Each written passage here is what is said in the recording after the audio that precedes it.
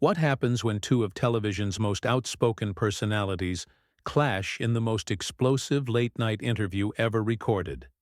Tonight, we're diving into the moment Piers Morgan walked onto Jimmy Kimmel's stage and turned what should have been a routine celebrity chat into an absolute media earthquake that had security rushing to intervene and producers scrambling to cut the cameras. Before we get into this wild story, make sure you subscribe and drop a comment below, because this is one interview you'll never forget. The tension was palpable from the moment Piers Morgan strutted onto the Jimmy Kimmel live set that evening. The British journalist and television personality had been making headlines all week with his controversial takes on American politics, celebrity culture, and what he called the woke mob mentality plaguing Hollywood.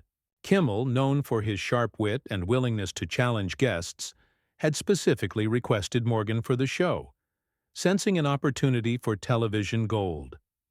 As Morgan settled into the guest chair, his trademark smirk already playing across his face, Kimmel launched into his opening pleasantries.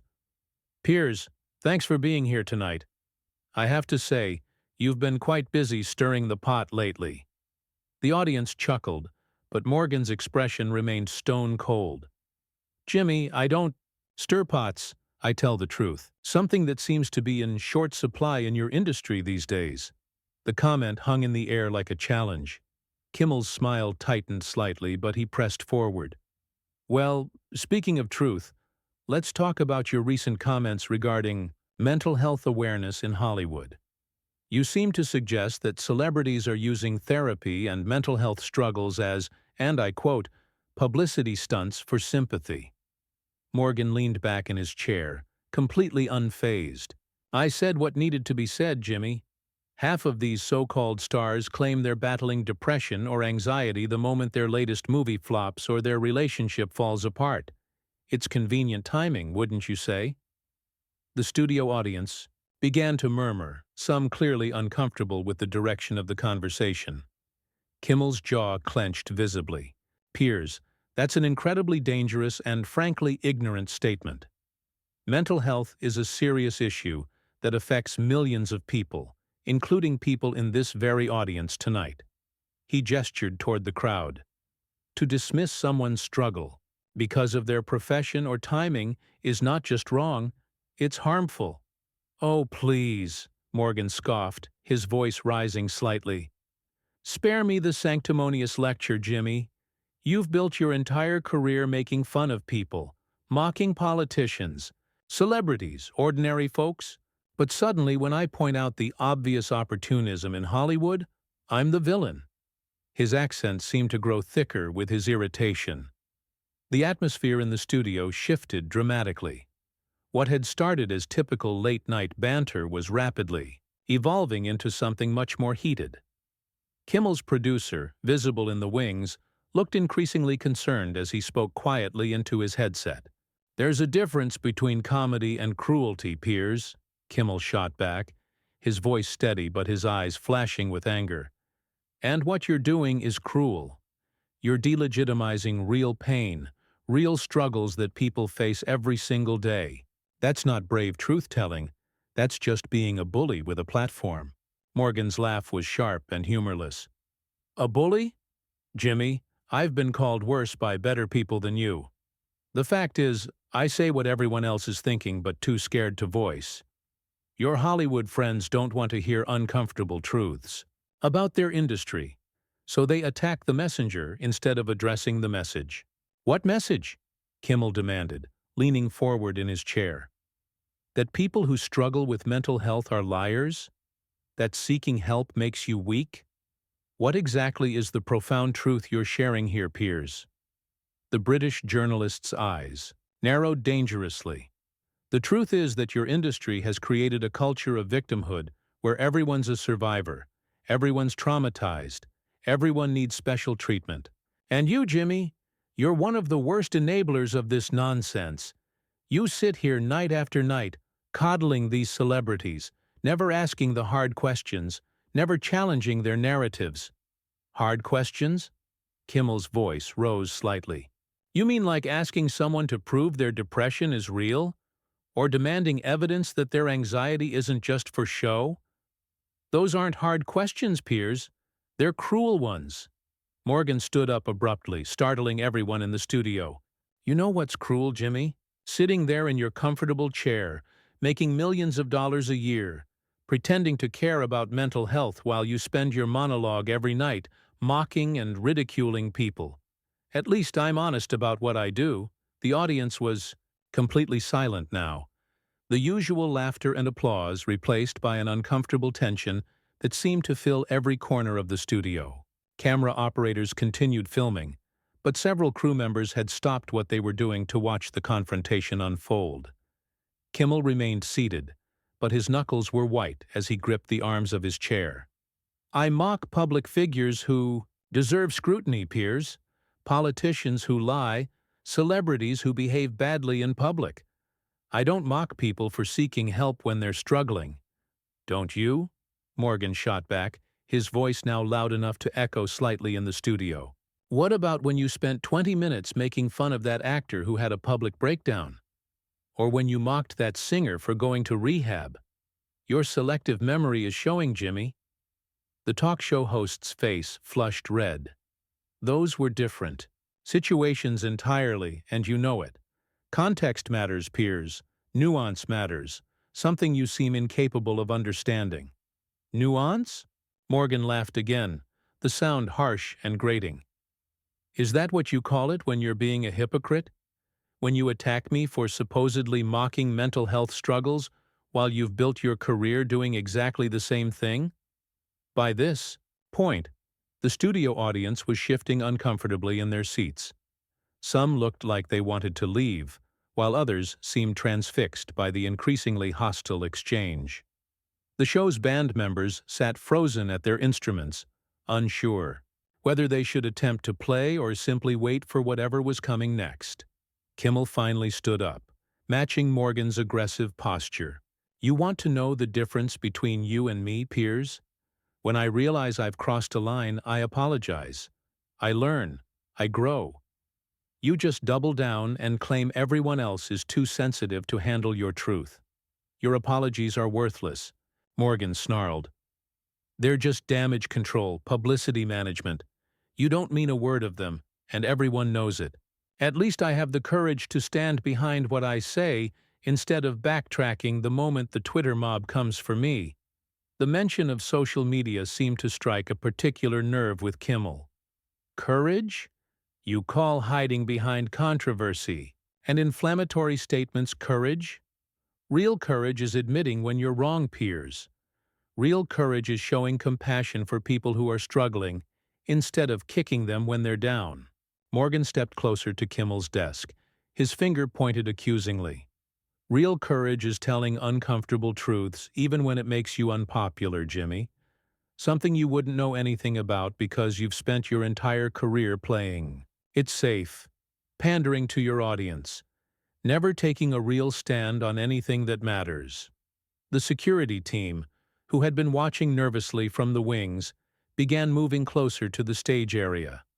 The show's director was frantically trying to decide whether to cut to commercial or let the confrontation continue, knowing that either choice could have serious consequences.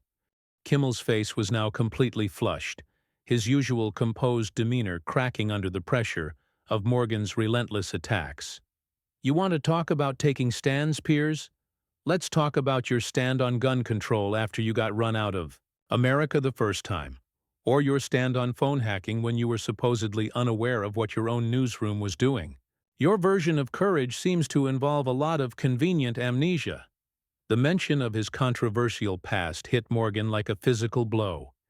His entire body tensed, and for a moment, the studio fell into an eerie silence.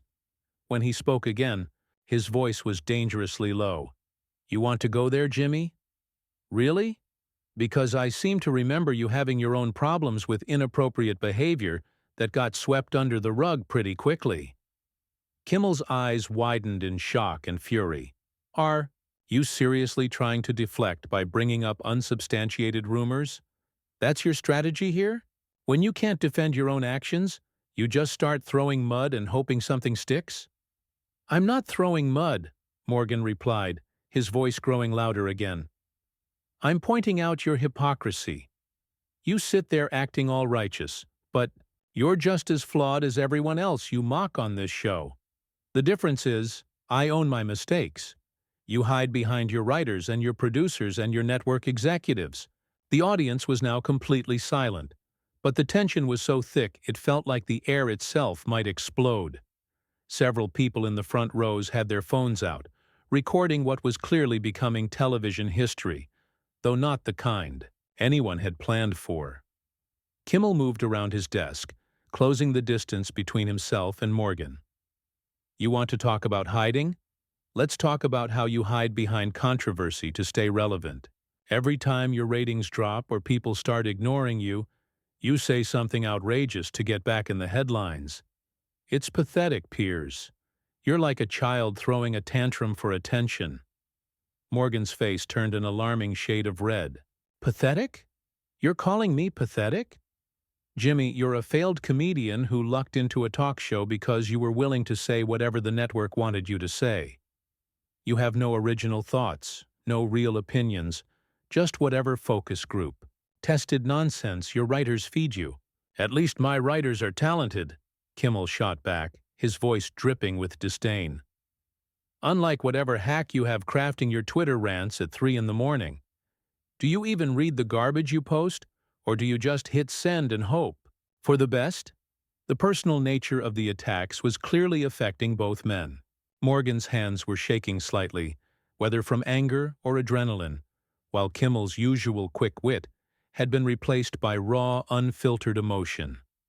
My Twitter account has more followers than your show has viewers, Morgan snarled. Maybe that's why you're so bitter, Jimmy. You're watching your relevance slip away while people like me continue to matter. Matter? Kimmel laughed, but there was no humor in it. Piers, you're a professional provocateur. You don't matter, you're just noise. Background static that people tune out after a while. The only reason you're here tonight is because actual important people were too busy to come on the show. The insult landed hard, and Morgan's composure finally cracked completely. You arrogant piece of garbage, he spat, taking another step toward Kimmel. I've been doing this since before you were even a blip on anyone's radar.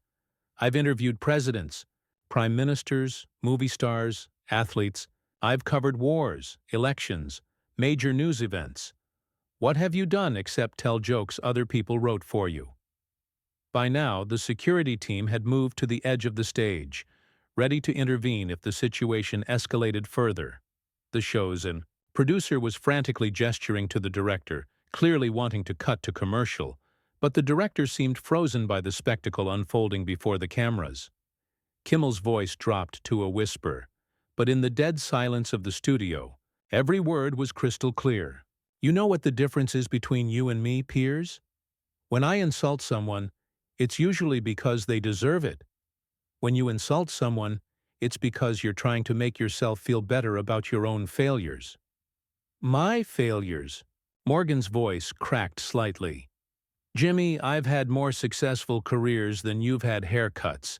Television, newspapers, books, radio. I've conquered every medium I've touched. You've been doing the same tired late-night routine for over a decade. Success? Kimmel's laugh was harsh and bitter. Is that what you call getting fired from multiple jobs? Is that what you call being so unpopular in your own country that you had to move to America?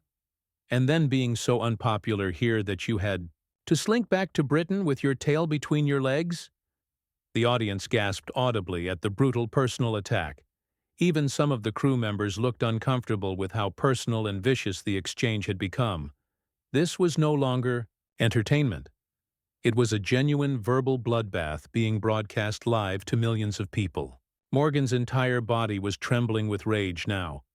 At least I had the guts to try something different, to challenge myself.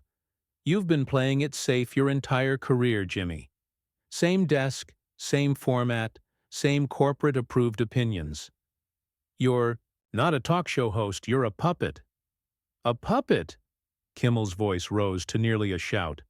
At least I'm not a sellout who changes his opinions based on whatever keeps him in the headlines. Remember when you were anti-gun?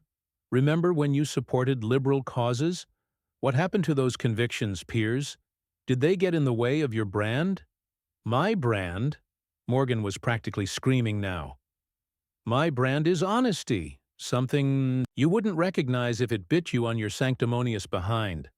I say what I believe, not what some network executive tells me to believe. Honesty? Kimmel matched his volume. You wouldn't know honesty if it hosted its own television show. You're a fraud, Piers. A professional liar who's convinced himself that being controversial makes him authentic. The personal attacks had reached a fever pitch, and both men were now standing less than 3 feet apart, their faces red with anger, their voices echoing throughout the studio. The audience sat in stunned silence, witnessing what was clearly the most hostile exchange. In late-night television history, Morgan pointed his finger directly at Kimmel's face. You know what your problem is, Jimmy? You're jealous. Jealous that I have the courage to speak my mind while you hide behind comedy and pretend your cowardice is sophistication.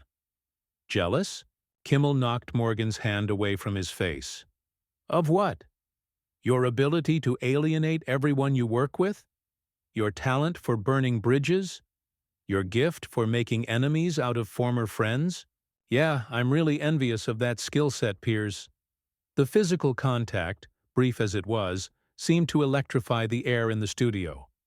Security took a step closer, their hands moving to their radios. The show's producers were now openly arguing, among themselves, about whether to cut the cameras or let the confrontation continue. Morgan's eyes blazed with fury. Don't you dare put your hands on me, you pathetic excuse for a comedian. I've dealt with bigger threats than you in war zones, Jimmy. You're nothing but a privileged Hollywood lightweight who thinks he's tough, because he makes jokes about politicians. Privileged? Kimmel's voice was now hoarse from shouting. You're calling me privileged? Piers, you're the son of a cricket coach who talked your way into jobs you weren't qualified for and then acted like you deserved them. At least I earned my position through actual talent instead of shameless self-promotion. The insults were coming faster now, each man seemingly trying to land the most devastating blow possible. The civility that had started the interview was completely gone, replaced by raw, personal hatred that seemed to surprise even the two men engaged in the battle. Morgan stepped back, his chest heaving with rage, but his eyes had taken on a dangerous glint that made everyone in the studio incredibly nervous.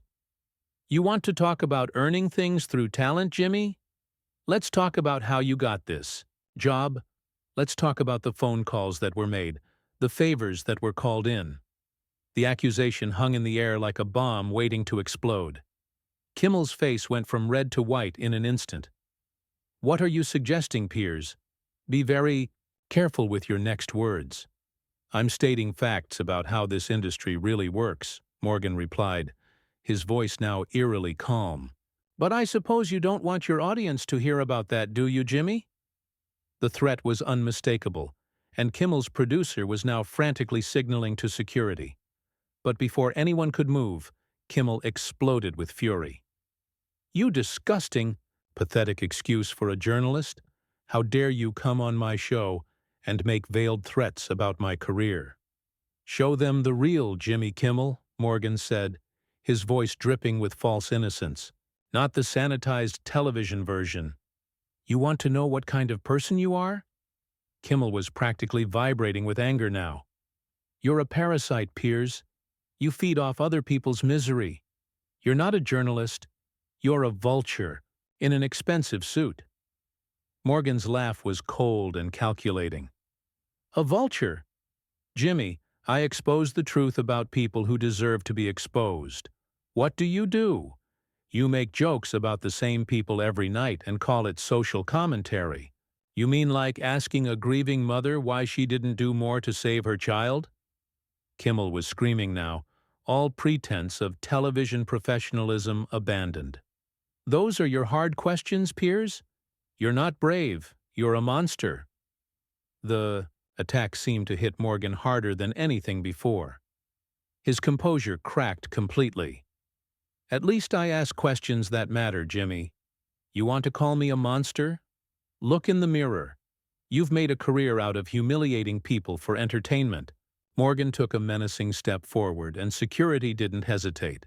Two large men in black suits moved quickly onto the stage, positioning themselves between the two combatants.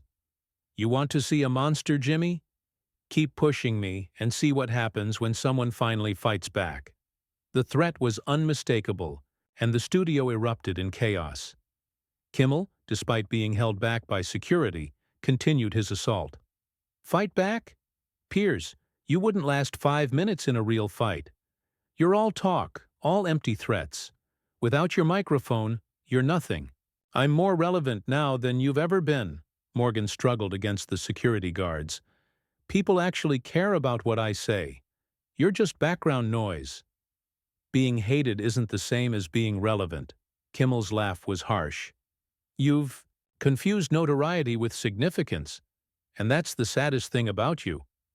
More security arrived, along with network executives who looked horrified.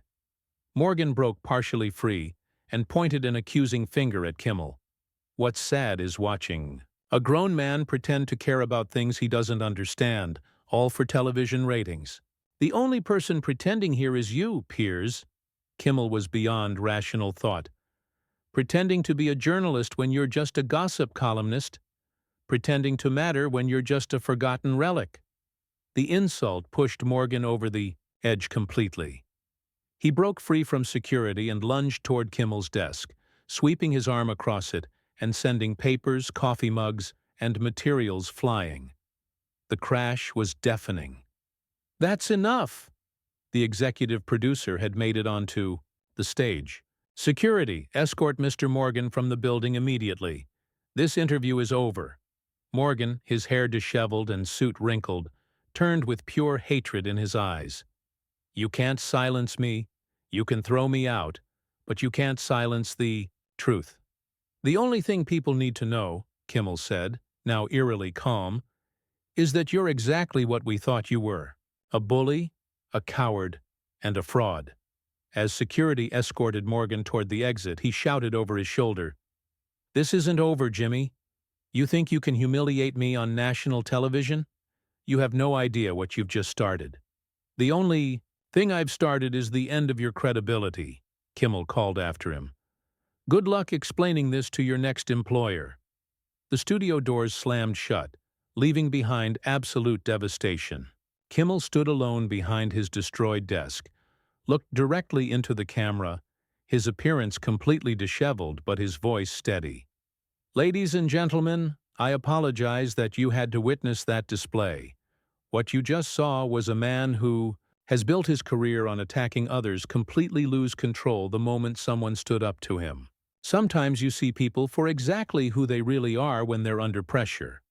The camera panned across the destroyed stage, capturing the chaos left in Morgan's wake, as crew members began cleaning up the mess that would be talked about for years to come. If you enjoyed this wild story, make sure to subscribe for more incredible tales, and drop a comment below. What do you think really drives people to lose control like this on live television? Was this about ego, revenge, or something deeper?